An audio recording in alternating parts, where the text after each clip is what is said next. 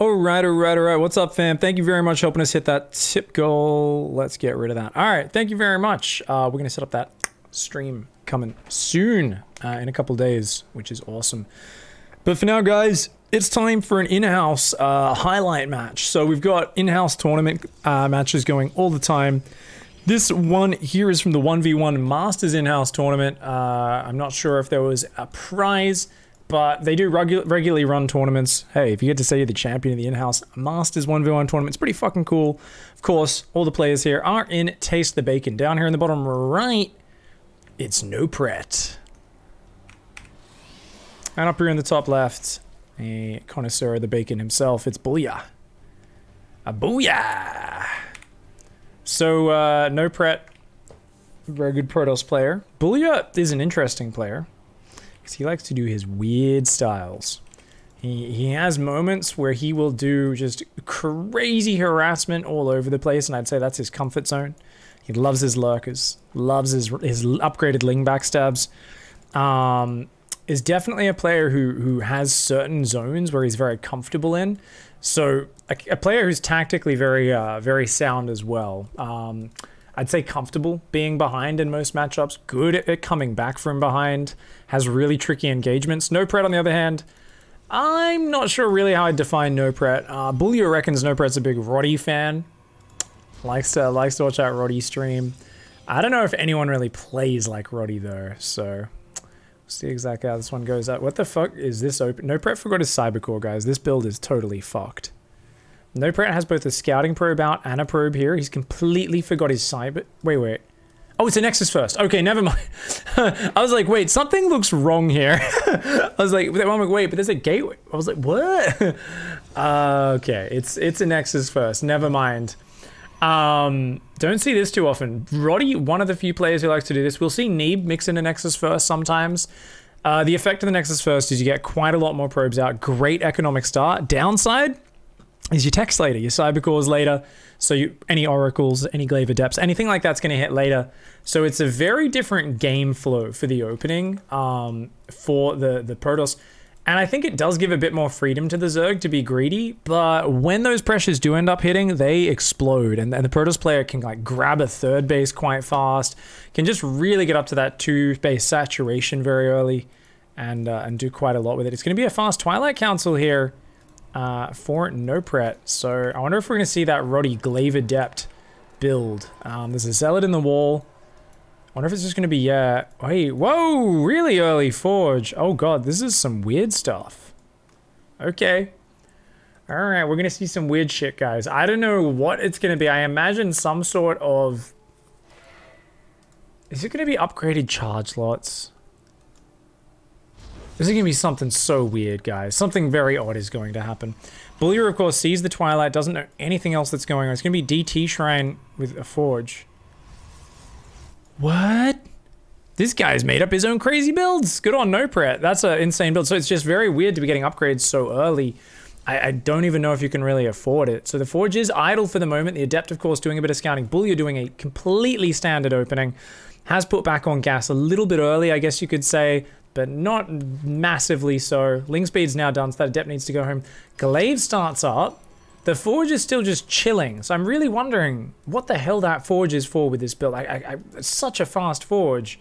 I'm like, what are you going to use that for? Maybe it's just for some upgrade down the track and he's forgotten to start that. That Adept will go down, doesn't even take out a single Zergling. Great map control for Bulya. You can see Zerglings at the third, Overlord perving on the natural. Got Overlord spotting around the bases. Does not have Overlords here or anywhere there. And, I mean, DT Shrine is going to be finishing pretty early. But those DTs are going to have to warp in at home and just walk across the map. Meanwhile, no lair on the way for Bulya just yet. I do love that spray tag. Roach Warren is here. Still no lair?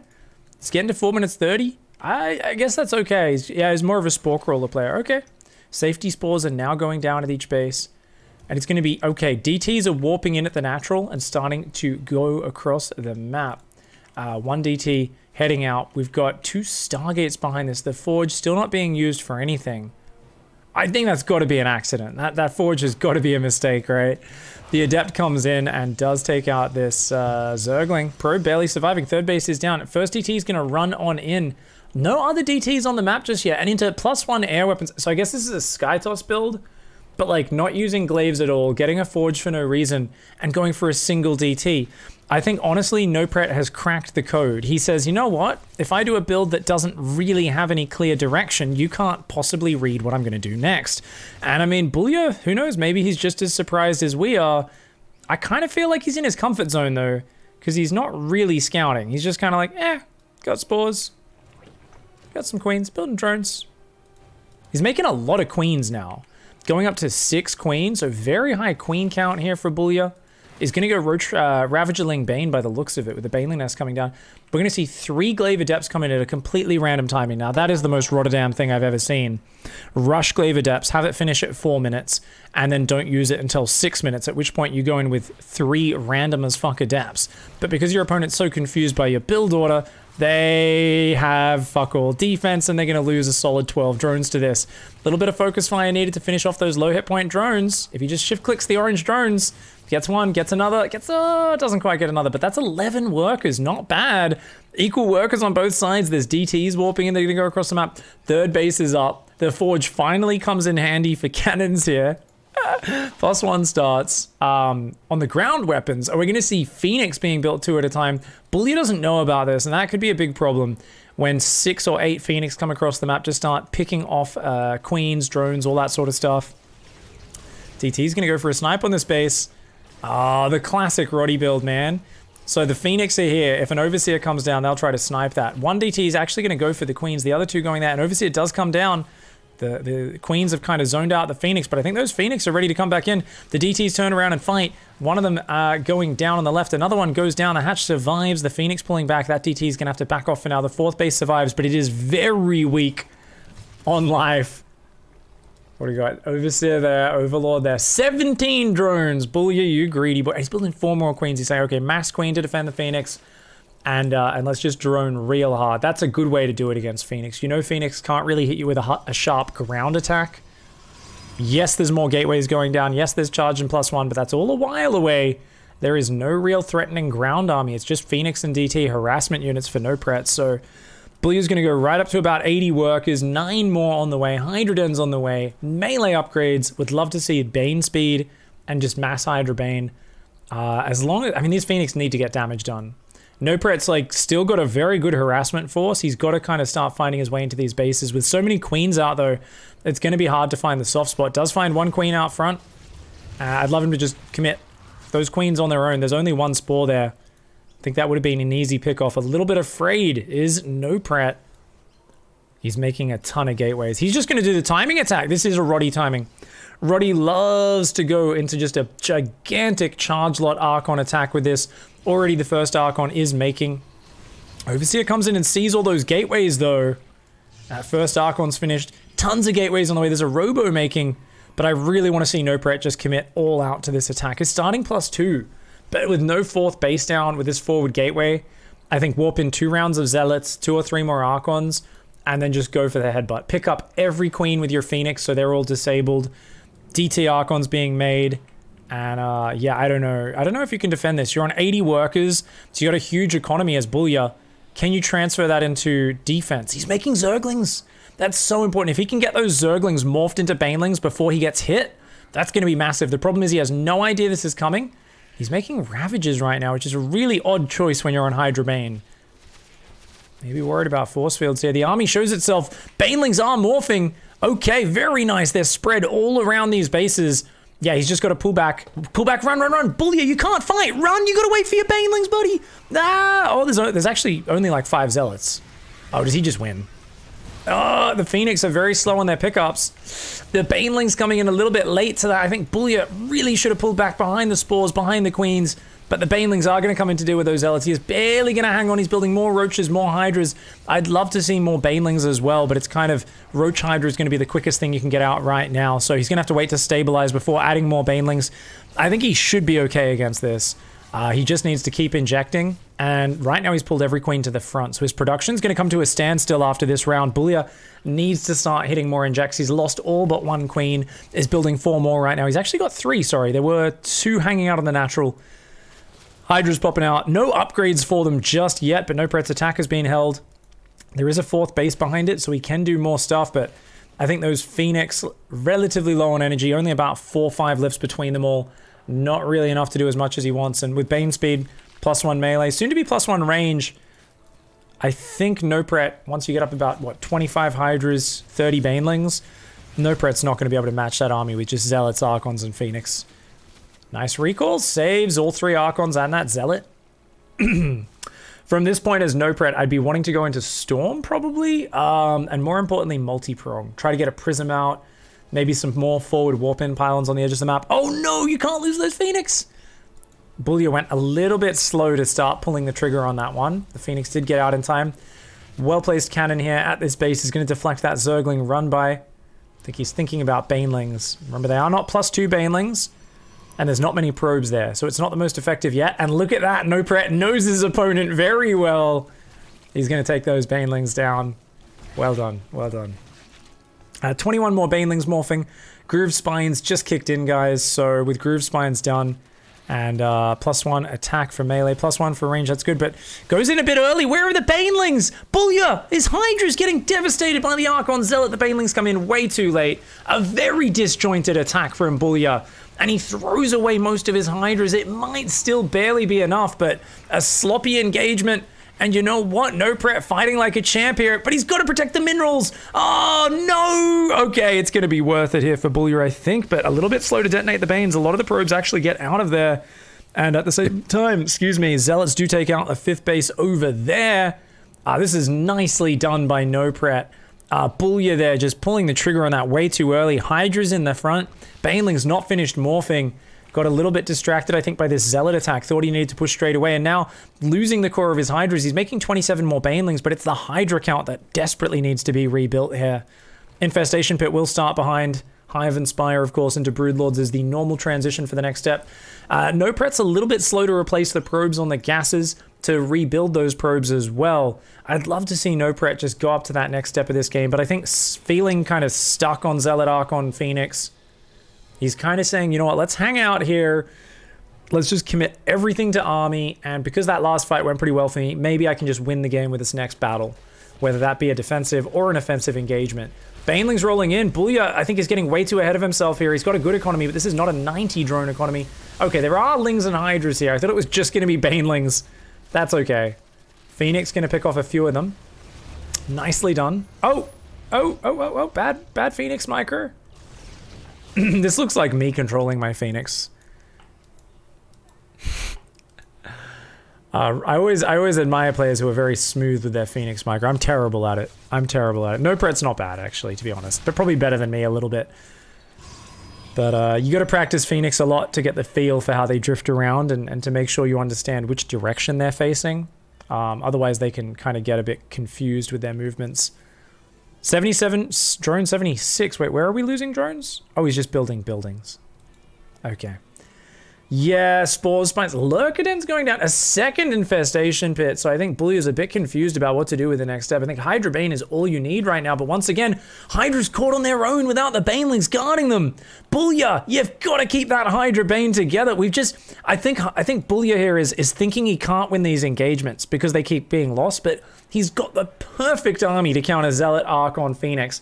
Hydras wreck Phoenix and Archons once you get enough of them. You just need the Banelings to deal with the Zealots and to help against any clumped up Archons if they get you from a surprising angle.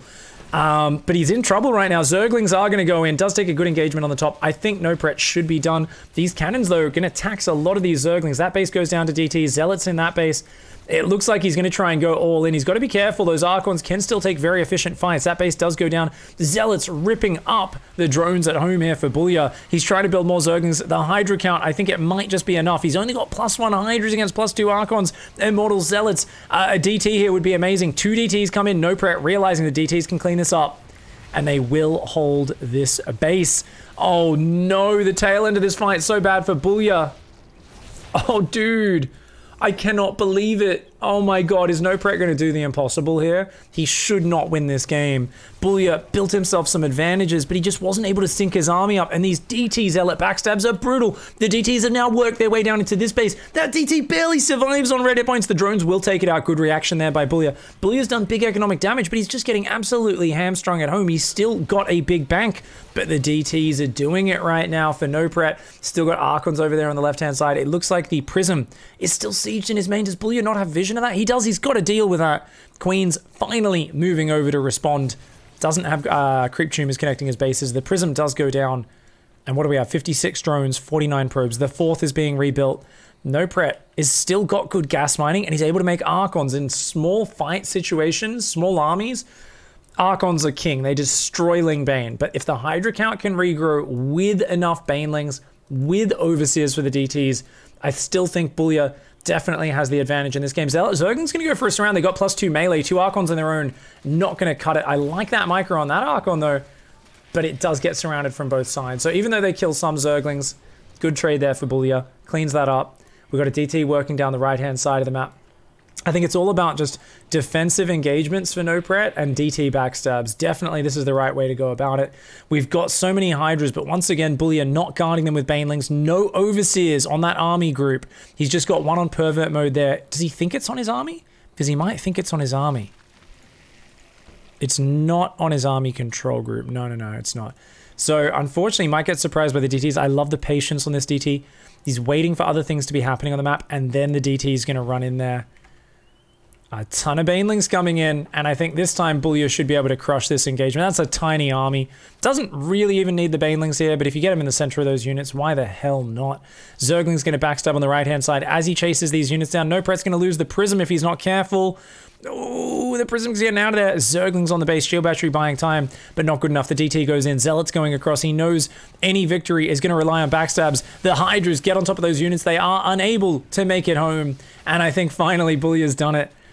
Here, just splitting off into multiple areas. No Overseer. DT's once again going to chase him off. He's going to lose his 5th yet again. Oh, this is going to be so frustrating. The cannon holds. Nopret's still got a base alive. Where are the Overseers right now? No Overseers morphing. The only one Overseer still unable to join the army because it is in pervert mode with that eyeball sticking out the top of its head. Those Zealots going down. These Zerglings, they can take a good engage versus the Zealots, but now that the Archon and the cannon are there, good hold here for Nopret. The cannon barely falls, but the Zealots and Archons will clean that up.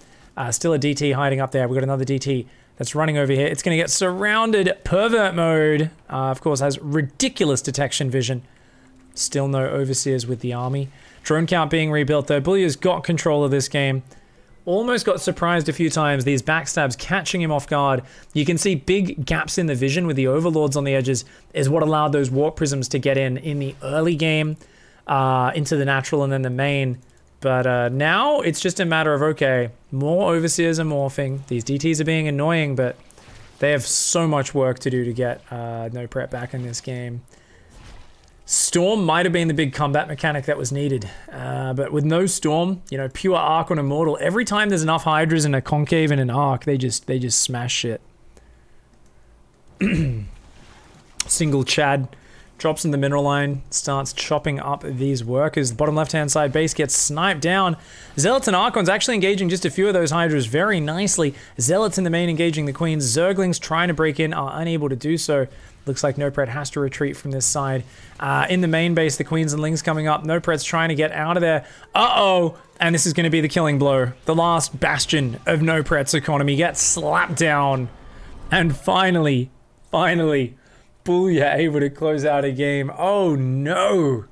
That game was crazy, dude. I think a nice attack timing from Nopret, but I think if there was 2 big mistakes I'd call from both players, it was this attack from Nopret, where he's just made 11 gateways and he attacks with 3 Archons and 5 Zealots.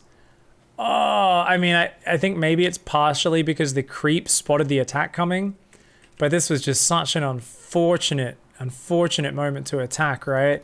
You needed to wait for more Zealots. Oh, actually, no, did attack a bit earlier than that. Sorry, that was the second round of the attack. It was 4 Archons and 9 Zealots. Still way too small an army. Nopret needed to wait for 1 more warp-in before going with this attack, you know? That's often like this thing a lot of us, we kind of go, okay, cool, I've invested everything in economy. Now let's go to a timing attack. I've got 11 gateways. Cool, warping around a units, go. And it's like, wait a second. You spent 9 minutes building, 8 minutes building your economy. You've spent 1 minute building your production. You've got 1 round of production off that, and then you're going to go. You're not, 90% of your commitment has been to economy at this point. So just naturally thinking about, wait a second. Obviously, if I warp in another round of units, my army's going to be way stronger, right? Rather than just getting 1. So I think that's something you should really, really focus on, and really, really smashing people and getting on it. So yeah, I think that was the big one there. I think for Bulya, it was that Hydra Bane push where he pushed. Yeah, here it was like 10:30, right? Oh, it just went in with the Hydras. Probably was busy looking at something else, and then thought the Banelings were with the army. So yeah.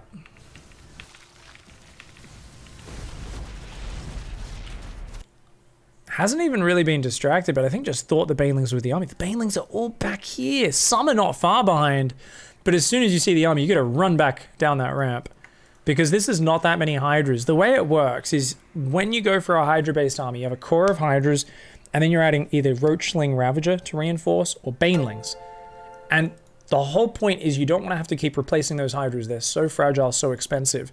They're your firepower. It's everything else that keeps getting replenished, right? So ideally in a Hydra Bane game, you never really lose many of your Hydras if you have the cleanest situation. You just let your Banelings, your Lings, the other things die, and you disengage if you have to. And you've got to make sure you do it. Is this a sensitive 7-year-old kid's game channel? No! No, it is not, Pashka. We are not sensitive at all. I swear quite a bit. Sorry. Trying to not swear as much. And it depends. If you don't care about swearing, occasional innuendo, then it's fine. But imagine if those Hydras were still up. All the Phoenix would die here, and then this Lingbane would have won the game. So that was a huge missed engagement from Bulya. Could have closed it out there. But I think both sides missing some small opportunities here or there. That's a game of StarCraft. Usually, even in pro matches, there are hundreds of missed opportunities. So, GG, well played.